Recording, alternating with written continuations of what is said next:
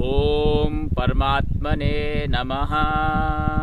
ओम ब्रह्मदेवानां हरिः ओम। मित्रों, आध्यात्मिकता और भौतिकता, इन दोनों में बहुत अंतर है। कितना अंतर है?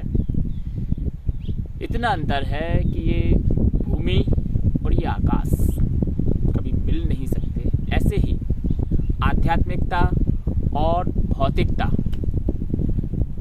भौतिकवादी जो व्यक्ति हैं, भौतिकवादी जो विचार है, वे पंच महाभूतों के इर्द गिर्द ही घूमते हैं।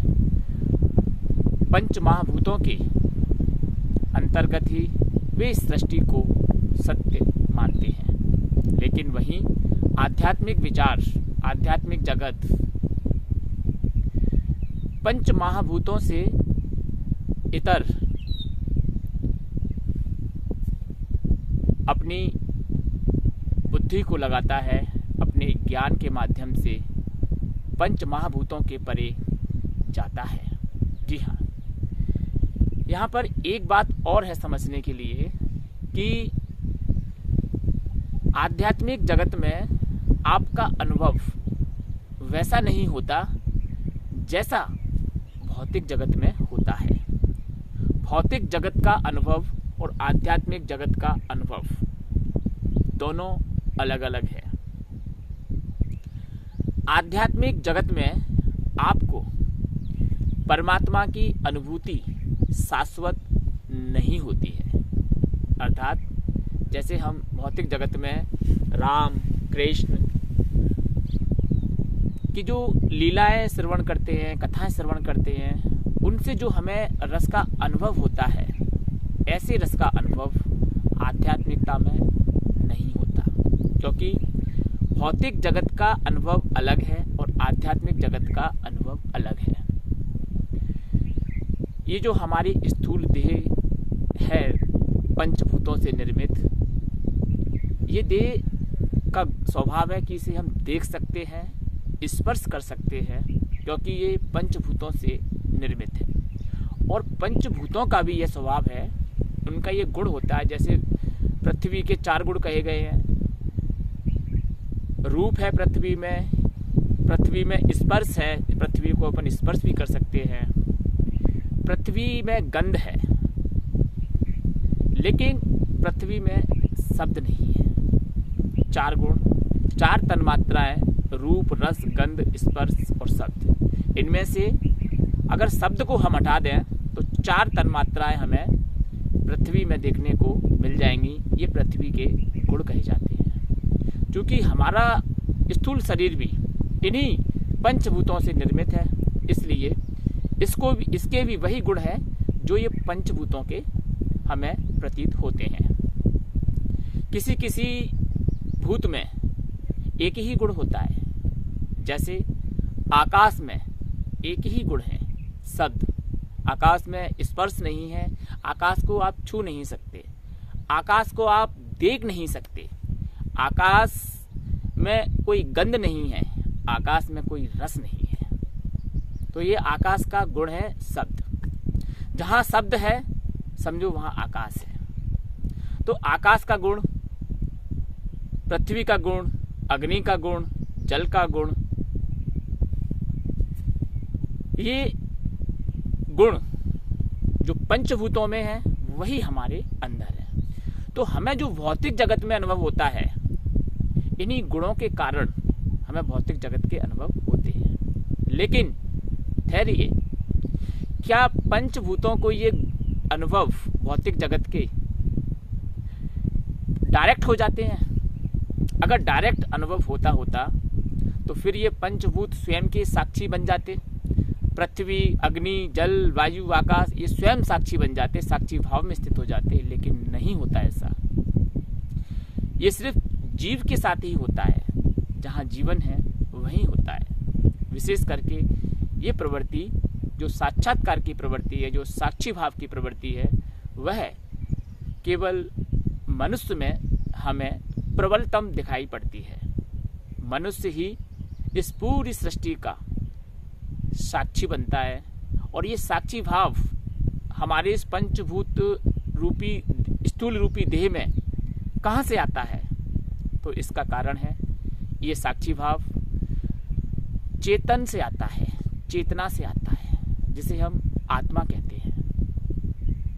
ये आत्मा को विभिन्न शास्त्रों में भिन्न भिन्न प्रकार से समझाने की कोशिश की गई है, लेकिन सभी शास्त्रों का जो हमारे आस्तिक दर्शन के शास्त्र हैं उन सब का उद्देश्य एक ही है।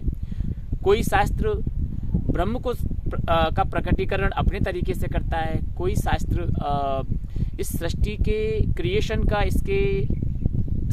इसकी संरचना का, प्रकृति कैसे बनती, इस सृष्टि अस्तित्व में कैसे आती है, इसका अपना एक अलग व्याख्या गुणों के माध्यम से करता है। जैसे सांख्य दर्शन में प्रकृति की व्याख्या सूक्ष्म रूप में की गई है, प्रकृति को स्थूल न मानते हुए सूक्ष्म माना गया है, और गुणों के माध्यम से इस सृष्टि का क्रिएशन सांख्य दर्शन में बताया गया है। तो ये कुछ बहुत बारीकी बातें हैं जो कि हमें देखने को मिलती हैं कि कैसे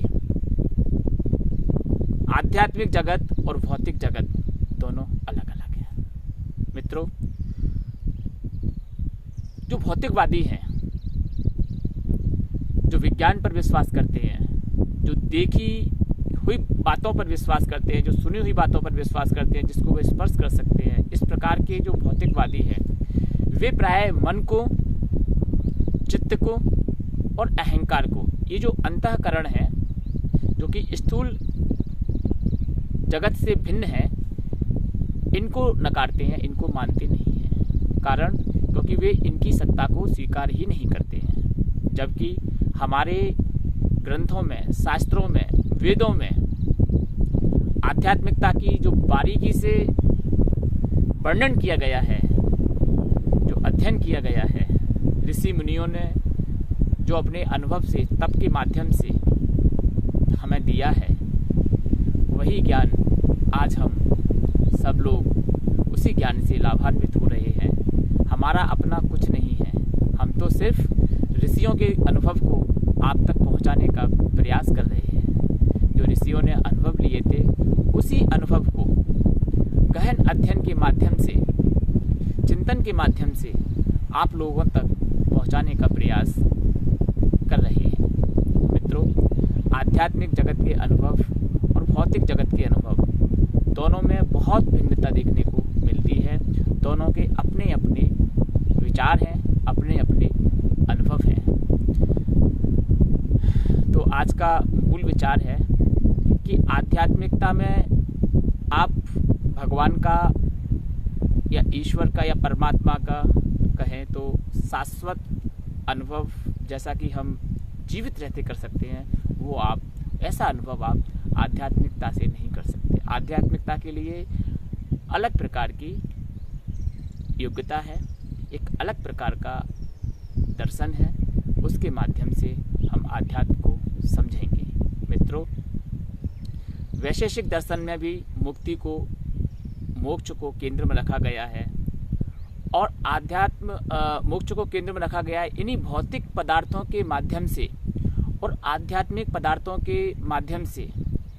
वैशेषिक दर्शन में तो आत्मा को और मन को भी एक पदार्थ माना गया है, दिशा को भी पदार्थ माना गया, जबकि दिशा दिखती नहीं है।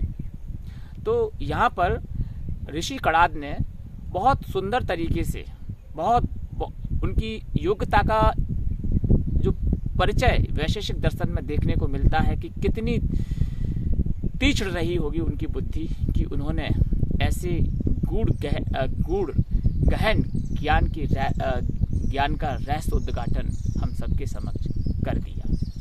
मित्रों, 6 पदार्थों का अध्ययन जिसने कर लिया वैशेषिक दर्शन के अनुसार, वो व्यक्ति ज्ञान को प्राप्त हो जाता है, और जैसे ही उसे ज्ञान प्राप्त होता है वह मोक्ष के मार्ग में मोक्ष का अधिकारी हो जाता है। तो मित्रों, हम अपने आने वाले समय में आपके लिए सभी 6 आस्तिक दर्शनों की व्याख्या आपके समक्ष लेकर के आएंगे, जिससे कि हम अपने धर्म ग्रंथों को ठीक ठीक से समझ सकें व उनके अर्थ को अनर्थ होने से बचा सकें। मित्रों, भारतीय संस्कृति में जैसे सागर में की गहराइयों में रत्न छुपे हुए हैं, वैसे ही भारतीय संस्कृति में ज्ञान रूपी रत्न छुपे हुए हैं।